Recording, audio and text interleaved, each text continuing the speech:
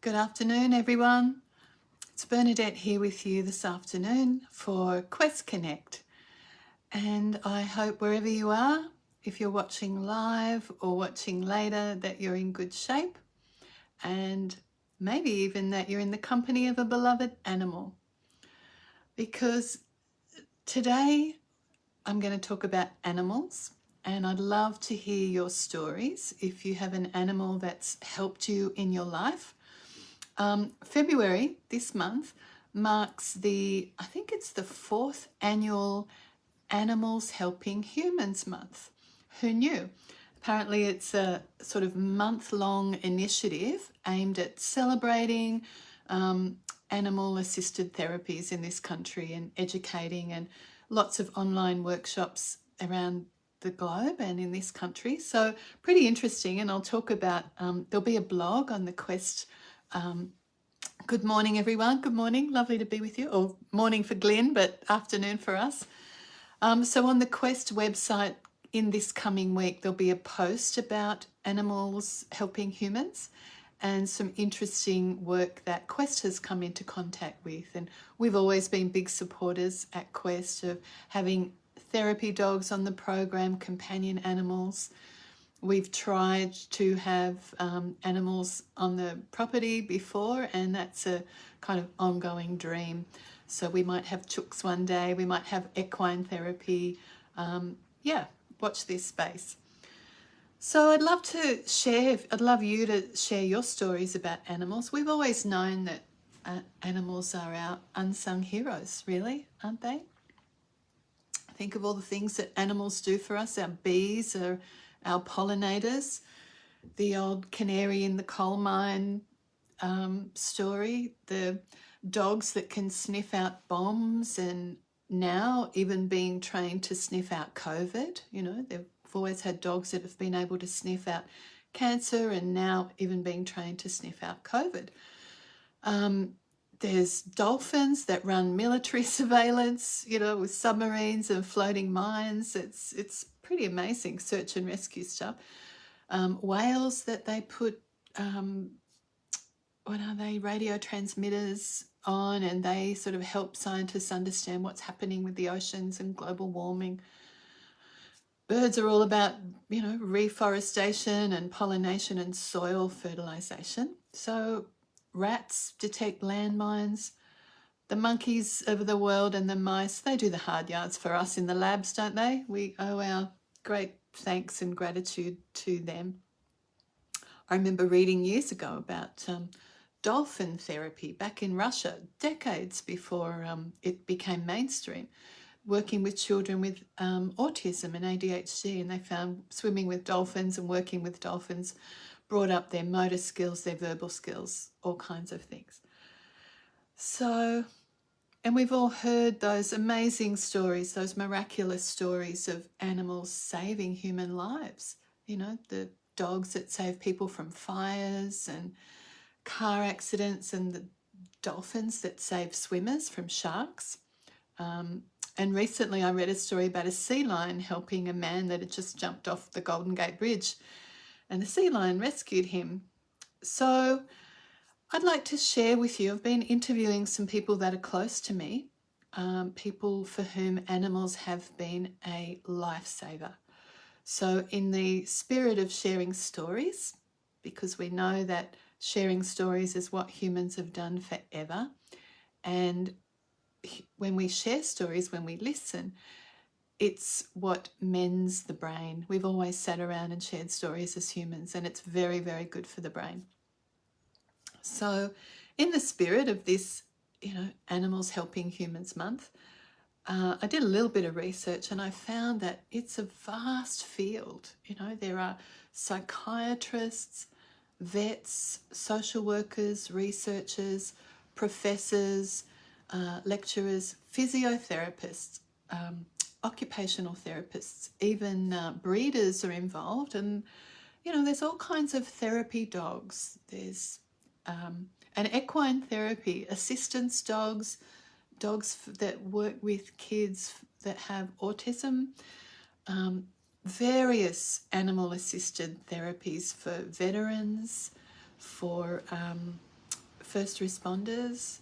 There's even prisoners being rehabilitating birds of prey and rehabilitating themselves in the process. So equine psychotherapy, animals assisting people who've been through family violence, assistance dogs in the workplace, animals being employed in nursing homes because of the benefit to older Australians and the well-being later in life generally. Lots of animals supporting people with ADHD. It's a vast. I've been amazed at what I found. Animal-assisted occupational therapy, animal-assisted play for children with autism, and so it's huge. And I always wondered why horses and why equine therapy, but it's powerful about building trust, building a sense of self-esteem and purpose and confidence, and balance actually too. So I've done 4 or 5 interviews today, and I'd like to share these stories with you. So please let me know your stories about animals helping you, and let me share. So a story about animals helping someone going through cancer treatment, another story about an animal helping someone going through grief, someone with PTSD, someone with social anxiety, and another mental health issue. So a friend of mine called Violet got her little dog Ollie mid-cancer treatment. And this is her story. I've written a few notes, so you'll see me referring to them. She said she consciously chose a puppy in the middle of cancer treatment. And her reasoning was because she's on her own, the dog would get her out of bed. She said she already has a cat, but the cat looks after herself. She said, I can easily just push food in the direction. She said cats are self-cleaning, right? Independent, not a support pet for her. But Ollie, this new little pup that's come into her life, she said, I have to get out of bed, I have to feed him, I have to toilet train him. And she said, he anchors me to the here and the now.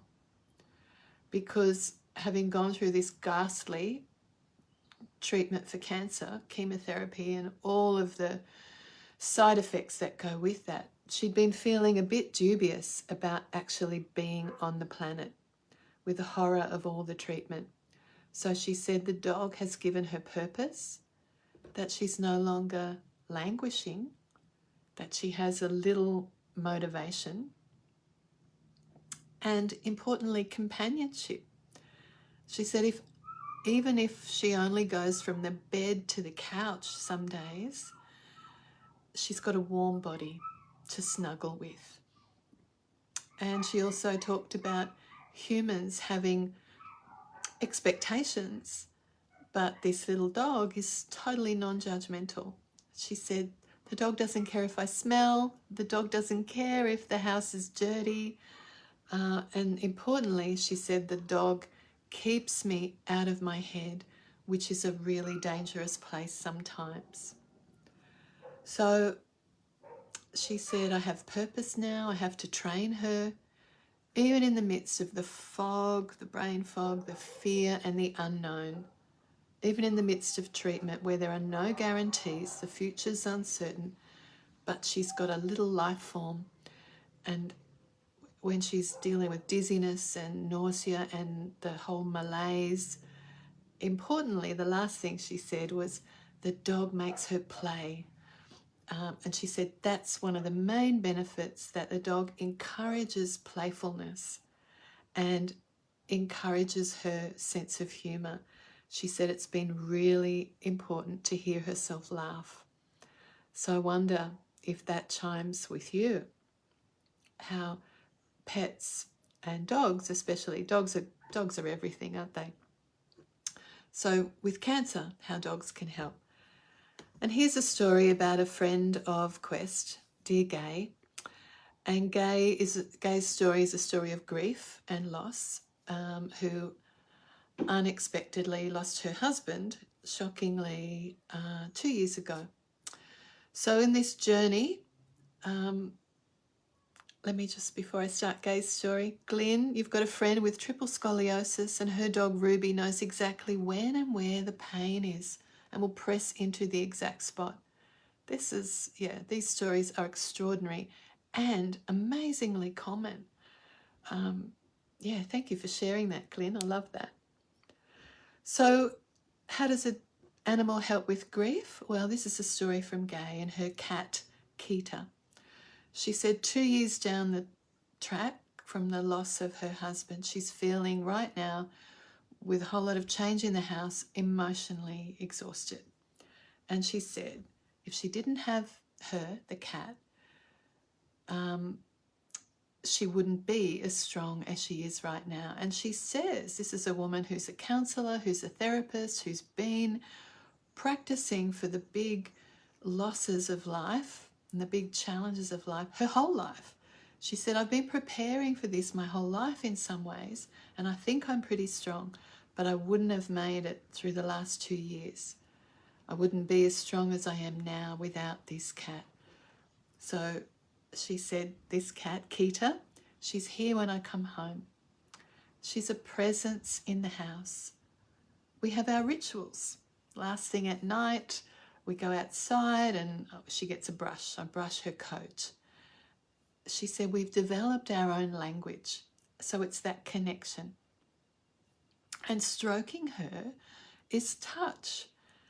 And as Gay said, now she's on her own and there's not another living being to get that touch from apart from Keita, the cat. You know, we used to hug, and especially with COVID, Gay's really noticed this. You know, not hugging friends. Now she has to hug herself, and having this cat has been good physically, mentally, emotionally, and spiritually for her. It's soul, good for the soul. And funny enough, she said that she can get mad at the cat too, especially when the cat doesn't love her back in the way that Gay wants her to.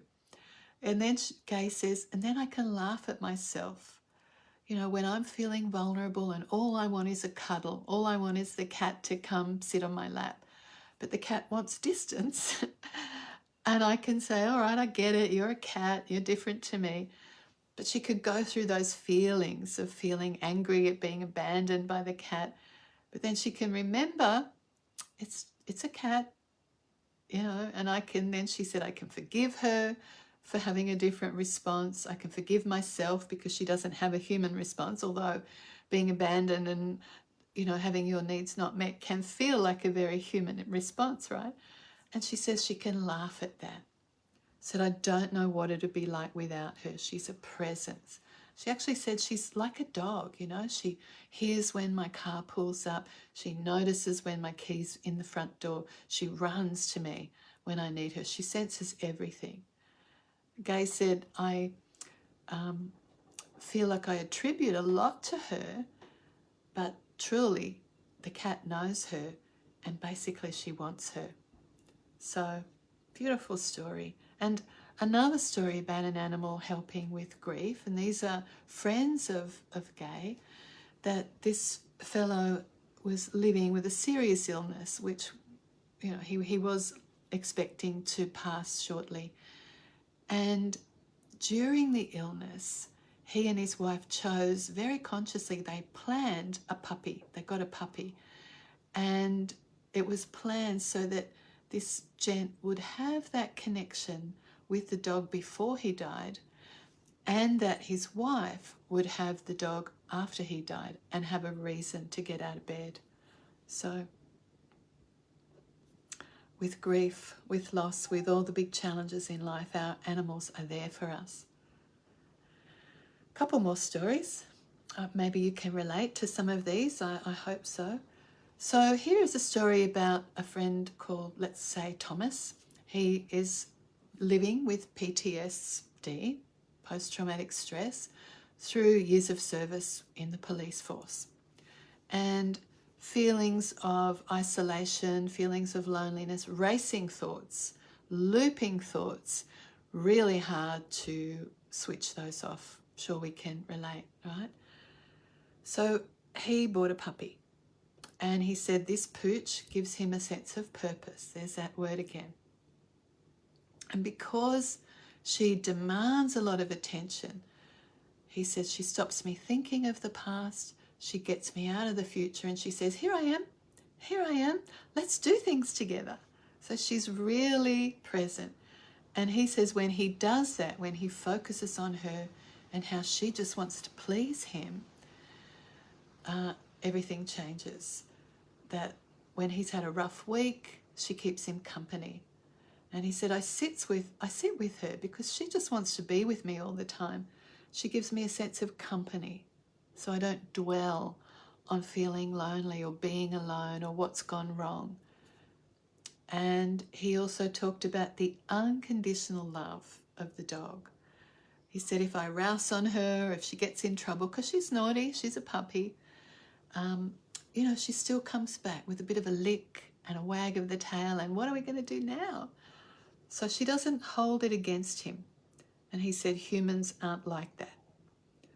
So he said I just need to feed her, walk her, hug her, brush her, and she gives me that love back in abundance. She's got heaps of it. She's in my face. She gives me a lot of love. And if I give it to her, she gives it back. So I know some of you can relate. I've always had on my wall, it's packed away now because I'm moving soon, but I've always had on my wall a Loonig cartoon, and it's a little short cartoon, and it's got 7 types of happiness. Maybe you've seen it. I recommend to Google it. And a couple of them, one of them is traditional lying down happiness, when you be there and you really lie down. The other one is he calls it diffuse residual happiness that just comes from repetitive tasks like washing the dishes. And one that I've never forgotten is 3 minutes of happiness borrowed from a dog. And I can feel that sometimes when I'm out walking. I walk on a dog beach, and sometimes just to stop and to watch the antics of a dog, being so present, being so joyful, having so much energy, just to focus on that really gets me out of my head, and I find that incredibly powerful. So, one more story, and this is about birds. So this is a relative of mine, and we'll call her B. And she has 2 birds. One is called Basil, and Basil is a grey, African grey. And another one called Kirby, who's a Quaker. I'm not quite sure what a Quaker is, but I think he quakes. I think he's a bit nervous.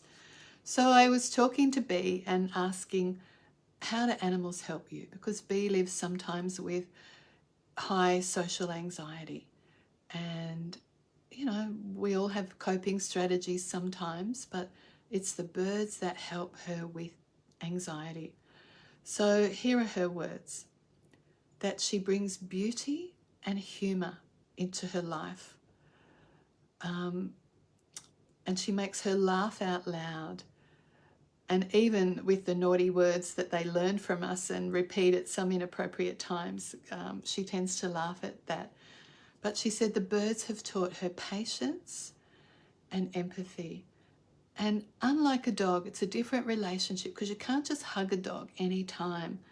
She said this is a relationship. Birds demand a relationship built on trust and mutual respect, and actually a lot of patience, because other animals like being petted, dogs especially.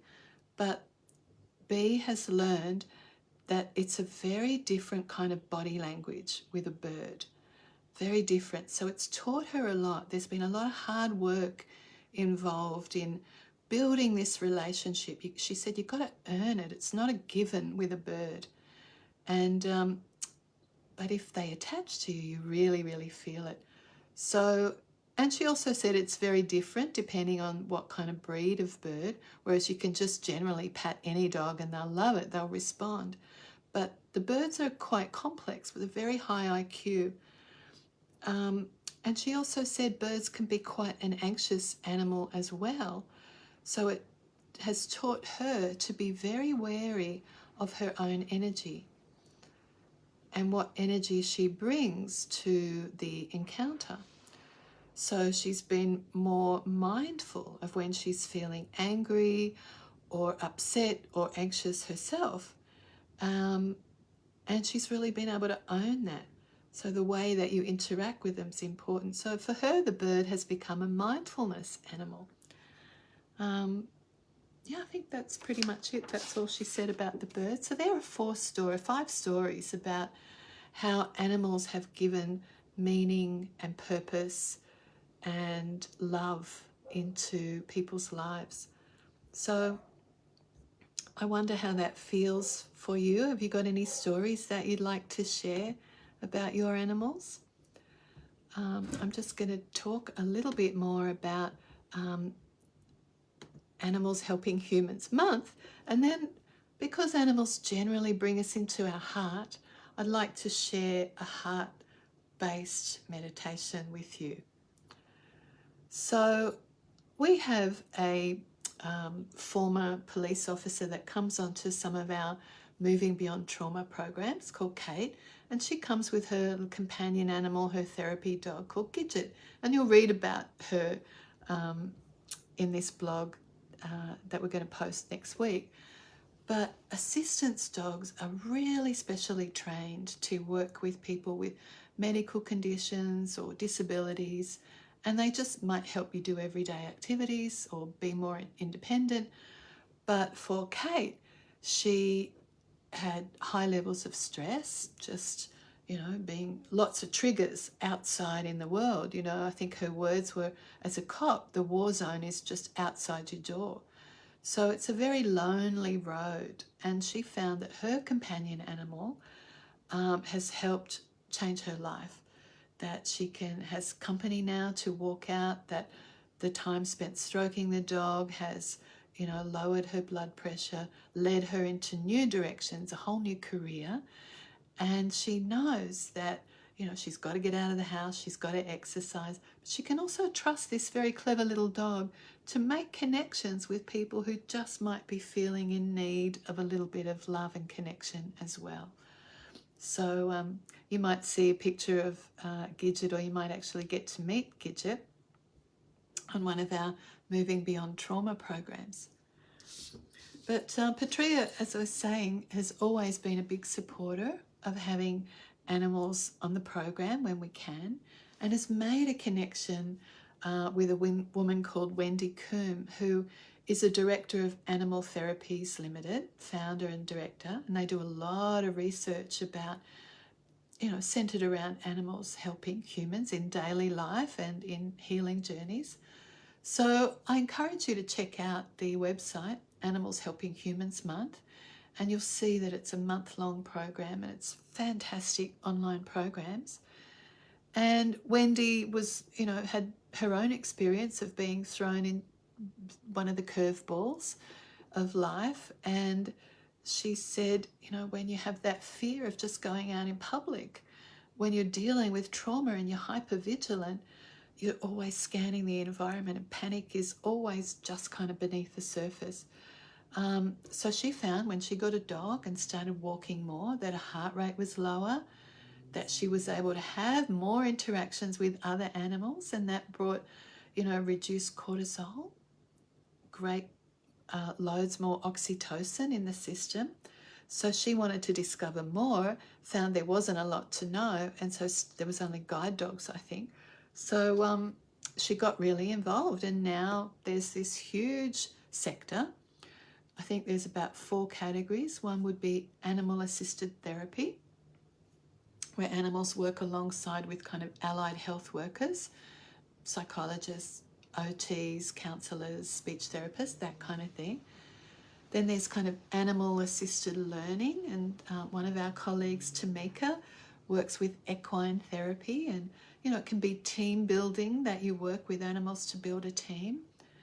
There's all kinds of animal-assisted activities, like wellness animals. Another friend of Quest has a beautiful little dog called Oscar, and he goes visiting hospices and nursing homes. And of course there's assistant animals, hearing dogs, guide dogs, animals that can help someone with a disability. So let us, have you got any stories? I really want to do a meditation with you, but yeah, I encourage you to share your stories. We'd love to hear more about how animals work with you. And given that animals bring us into our heart, let's pause now before I do any more talking and let us drop into our heart or out of our head and into our bodies and just take some time to do a practice. We've got some time this afternoon. This is an hour that we've got together, so it's a spacious time. So let us drop in and see if we can, gently rest into the heart. So you might like to, I like to just move my body before I sit. You know, I think just bringing a bit of energy helps me not think too much. So you might like to move, you might like to stand up, you might like to have a little shake. I recommend all of the above. Sometimes just increasing your breathing. Sometimes I start my meditation with a double breath. So breathing in twice and so breathing in through the nose, breathing out. See if that works for you. Try it again. And that can just bring a little more energy into the body. So let us come together. Be about 10 minutes or so. Valuable time that you could give yourself. You might like to adjust your posture as I'm doing. And once you've placed yourself in a comfortable posture, upright, feel your feet on the floor. I sometimes gently press my feet down into the ground, and then I do feel an uplift through my spine. So once you're in that comfortable position, you might like to close your eyes. Feel that everything below the waist, your hips and thighs and your sit bones are getting heavy, sinking into your seat.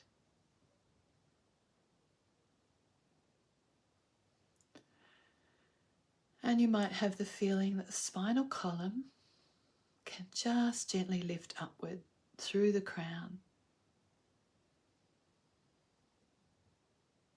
And as you inhale, you might imagine your shoulder blades just flowing down your back. And as you exhale, you might just feel the movement that breathing creates. On the exhale, feel your shoulder blades relax, feel your pelvis and your thighs drop down. As you inhale, feel your chest open, your belly soft.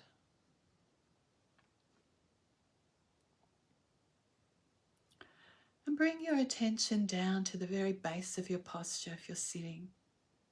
Imagine sitting on like X marks the spot, that you're sitting right at the cross of two crosses. And at that intersection of both arms of the cross, you are right there in the center. And sometimes imagine you're sitting in a center. It can give you a sense of alignment, a sense of balance. See if that image works for you. Feel that you're poised in the center, not too far forward, not too far back. Your weight's evenly distributed. And that you might even imagine or sense or feel that you're naturally aligned.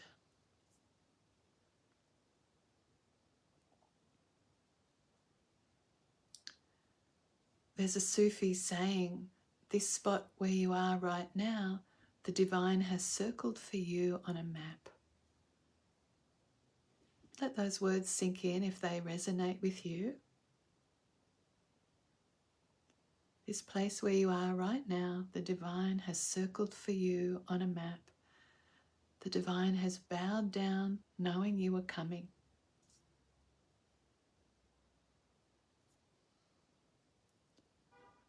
So you have this base that you're sitting on, naturally aligned. And if you like, imagine a vertical axis, like a thread or a cord of light and energy that runs from the base of the spine up to the crown of your head, through the center of the body, through the lower belly, the upper abdomen, through the solar plexus and the chest, through the center of the throat, and right up through the palate, through the middle of the head, to the crown. And you might have a sense that this vertical axis can support your body. I like to imagine that beautiful central axis, that it runs right down to the center of the earth, through my tail, right through my seat, right through to the center of the earth. And then it runs up to the center of the sun, through the crown. Use any of these images that support you. If anything doesn't feel or appear to you, doesn't speak to you, let it go.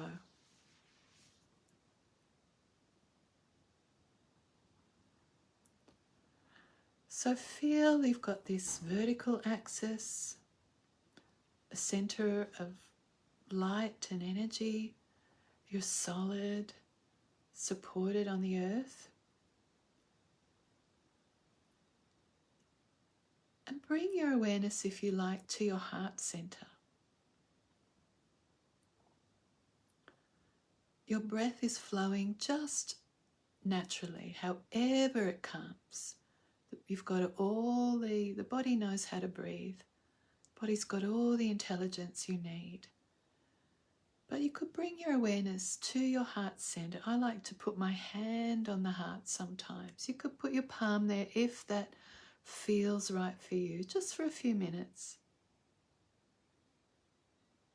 And sense any movement there.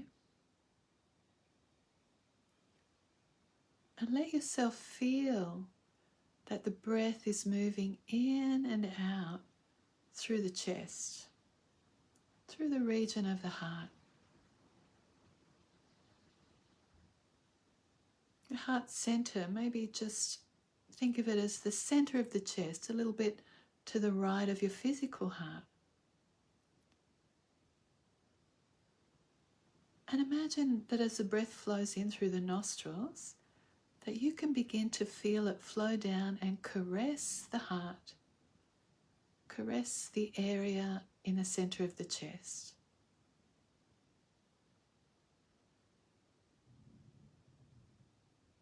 The breath is natural and effortless, and that it might just be caressing and opening and softening that area of your chest in the middle of your body.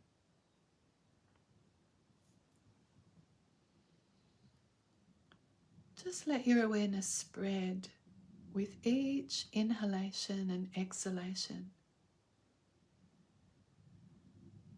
Let your mind go fully into the heart center, the region of your own heart.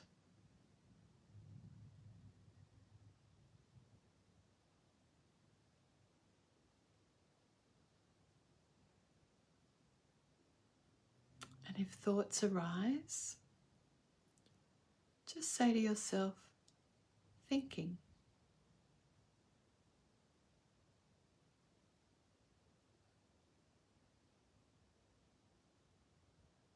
And bring your attention gently back to the breath, back to the sensation of the touch of the breath, caressing and opening the area inside the heart.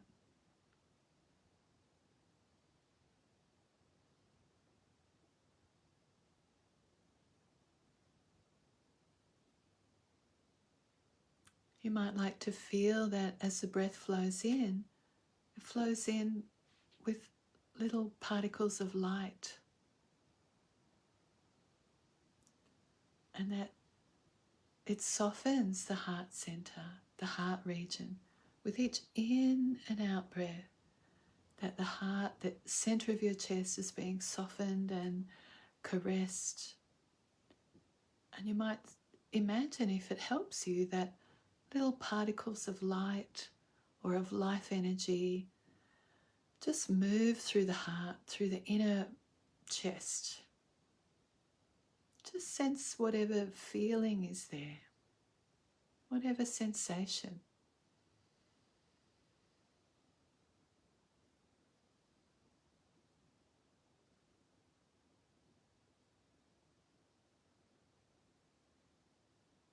It might feel quite soft, or it could be a little tight. There might be a sense of openness, or there could be an emotion that arises. Just let yourself be with whatever is emerging, whatever is here. Remember, when thoughts come, just label them thoughts.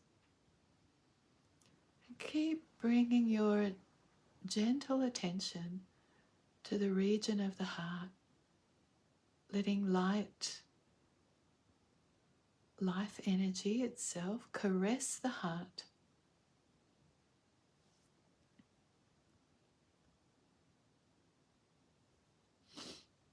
You might like to imagine that the light energy that you're breathing in is starting to illuminate that heart space.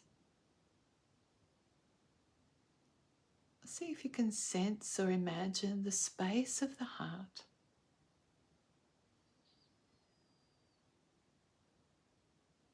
Expanding and opening.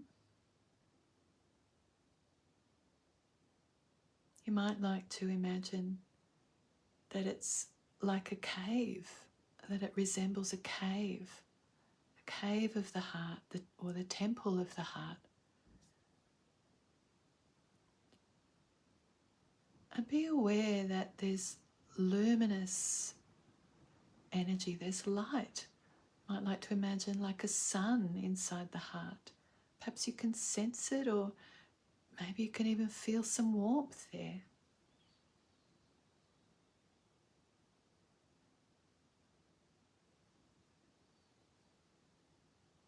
And if you sense it or imagine it, just getting a sense even on the visual level, that you could feel the warmth, that it expands and opens your heart and softens. You might like to imagine that breath easily just flows in and out of that space.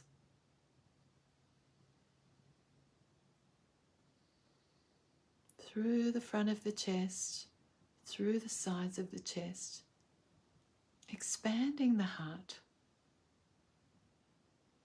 even through the back of the chest. Feel that you can rest into this luminous warmth, this expanding softness.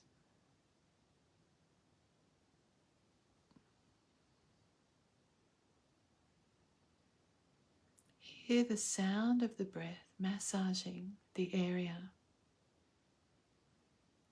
Soft whispers of breath.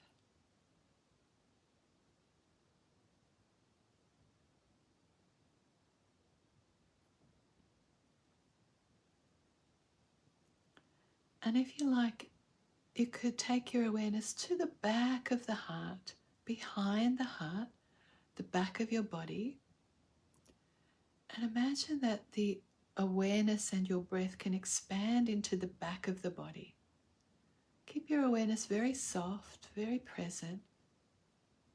Imagine that opening backwards, that there's an expansive kind of heart space behind the body. And feel and sense that that area could be bigger than your own body, an expanded space behind you. the great heart.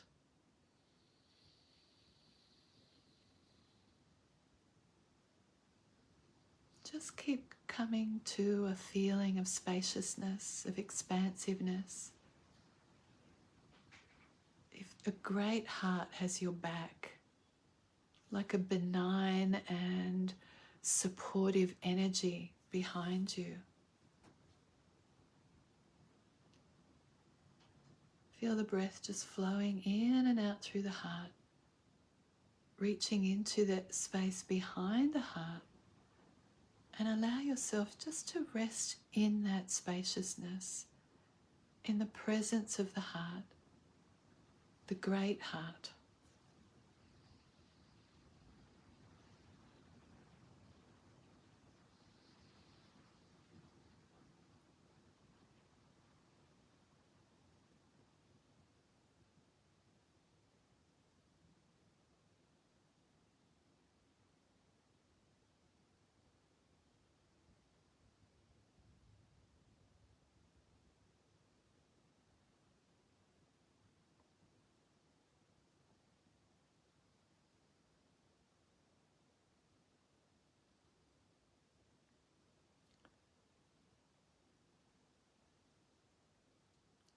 And then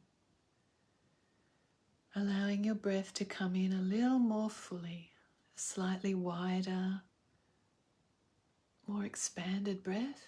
Feel how that moves you. Knowing that this space is here for you anytime to drop into. The great heart of the world. And as you deepen and widen the breath, you might gently have a little stretch and notice how you feel as you bring a little movement back into your body. We've been sitting for some time, so notice how you feel.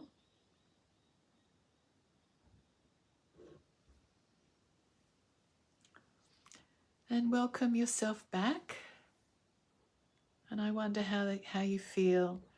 This heart space meditation is something I've been practicing lately, and it's very helpful. We have had in our family some unexpected D's, some big challenges in the last few days, and it has been very easy to go into the thinking, trying to problem solve and sort it out and judge what's wrong and what shouldn't have happened.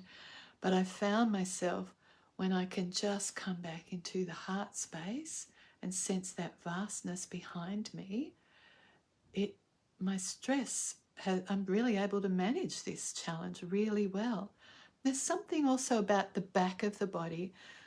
When people have anxiety, we've talked about this before, it changes the way we breathe, and we tend to be all focused in the front of the body and up high in the chest. But there are pockets of the lungs that we hardly get any oxygen into, right down at the base of the lungs, the base of the ribs. They're little pockets of the lungs that breath is able to fill, that we hardly use. And I find, without trying, but if you just simply take your awareness from the front of the body, where we're kind of eyes out all the time and coming at the world, and we take our awareness into the back of the body, that's one thing that can really lower your anxiety. But another thing is to imagine the breath just moving in and out of the back of the body and filling up all those little pockets of the lungs that don't normally get used.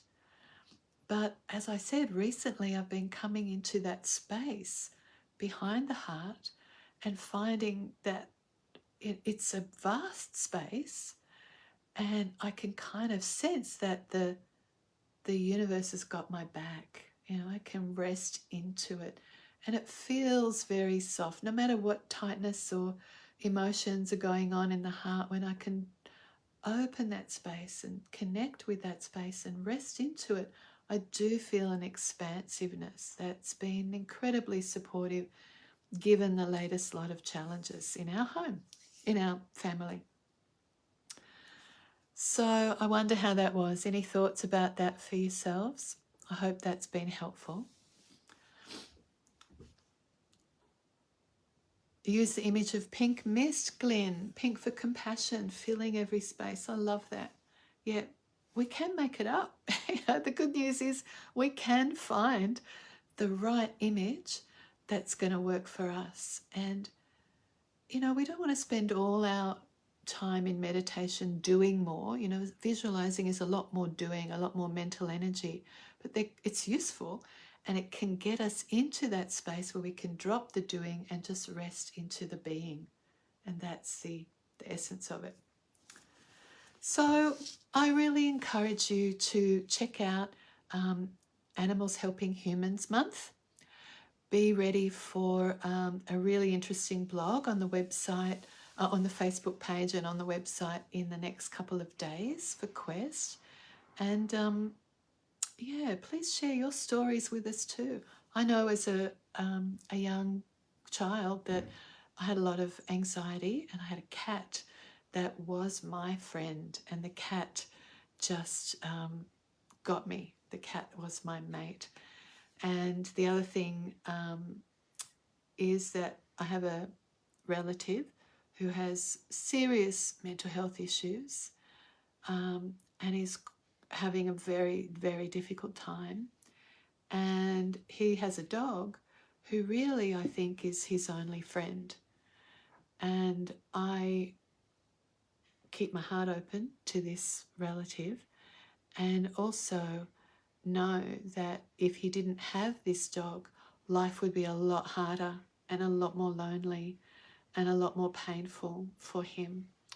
So let us thank all of our four-legged friends, our feathered friends, our scaled swimming friends, all of our animal friends. They've been our beasts of burden, they've been our companions for such a long time. So let's finish with just vast gratitude to all the animals in our lives. And I hope that you've had some experience yourself that you'd be willing to share with us at Quest this week of how animals have been helpful to you. So thank you, everyone. If you haven't got any last thoughts, then I'm going to sign off. Can't see everyone's comments. I'm looking, scrolling. Thank you, Glenn, for your comments. So I wish you well. I hope if you have an animal you can cuddle and enjoy and get a laugh from. And I'm about to go and take a walk out on the dog beach so I can get vicarious pleasure from other people's dogs. So lots of love to you. I always love being in this beautiful company of our Quest family, and I look forward to seeing you again. Thank you for tuning in, and please remember to come back into your heart space and rest into that great heart of the world that holds us all. Thank you. Bye.